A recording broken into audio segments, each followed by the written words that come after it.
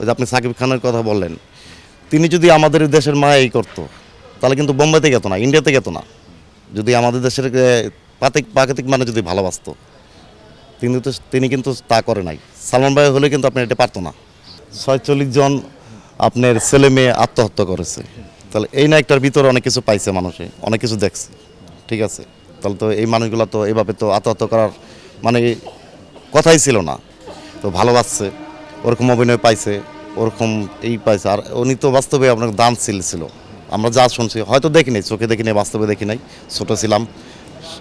তো দানশীল ছিল সবারই। আপনার এই যে এফডিসির ভিতরে অনেকে আপনার অনেক কিছু লাগবে, আমরা শুনছি যে উনি দান করছে, সবার সাথে ভালো ব্যবহার করছে, কার কী লাগবে গুছাই দিছে সব সময়। তো ওনার কথা ভাই বলে আপনি শেষ করা যাবে না।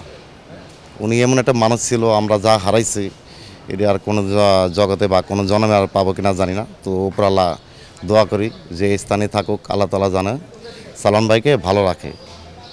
এবং আমরা প্রতি বছর আপনি সিলেট যাই, বছরে 2-3 বার যাই। ওইখানে বাসায় যাই, মামার সাথে ভালো সম্পর্ক সালমান ভাইয়ের, ওইখানে যাই, থাকি, খাওয়া দাওয়া করি। তো মৃত্যুবার্ষিকী যাই, অনেক দর্শক আপনার সারা বাংলাদেশ থেকে আপনার অনেক ভক্তবিন্দু যারা আছে সবাই যায়, আমরাও যাই। ওই দিনটা খুব খারাপ লাগে যে এই বাসাটার মধ্যে সালমান ভাই, এই খাটটার মধ্যে সইত, তো এখন তো নাই। বাড়িঘড়ি সবই আছে, মানে মানুষটাই নাই। খুব আফসোস করি। এই ছেলেটা যদি বাংলা মাটিতে আরও কিছুদিন বাঁচা থাকতো, তাহলে বাংলাদেশের ফিল্ম ইন্ডাস্ট্রি তো আর উন্নত হতোই। বাংলাদেশের আপনার এই ঘরে ঘরে এখন যে বর্তমান দেখতেছেন আপনি, ঘরে ঘরে অশান্তি, ভাই বোন বাপ মা কেউই কিন্তু মিলতে নাই। এই যে রাজ্জাক সাহেব, কবির সাহেব, শাবানা, এদের পরে কিন্তু সালমান ভাই, এরা যে ছবিগুলো গিফট করে গেছে, এই ছবিগুলো কিন্তু এখন হয় না। ওই যে আপনি সাকিব খানের কথা বললেন, তিনি যদি আমাদের দেশের মায়াই করতো তাহলে কিন্তু বোম্বাইতে যেত না, ইন্ডিয়াতে যেত না। যদি আমাদের দেশের প্রাকৃতিক মানে যদি ভালোবাসতো, তিনি কিন্তু তা করে নাই। সালমান ভাই হলে কিন্তু আপনি এটা পারতো না। সালমান ভাই আজকাল নাই, এর জন্য আমাদের বাংলাদেশ পুরো পঙ্গু হয়ে গেছে। ভাই, আপনার কথা শুনে আমার একটা প্রশ্ন করতে ইচ্ছে করছে, সেটা হচ্ছে যে এই সালমান শাহকে পছন্দ করেন, সালমান শাহ গাড়ি কিনেছেন, হ্যাঁ, আবার আপনি বলছিলেন যে সালমান শাহ দান করতেন, মানুষের খোঁজ খবর রাখতেন, হ্যাঁ, তো এই গুণগুলো আসলে কিভাবে ব্যবহার করেন ব্যক্তি জীবনে? ব্যক্তি জীবনে, কারণ সালমান ভাইয়ের মতন তো ওরকম সামর্থ্য নাই।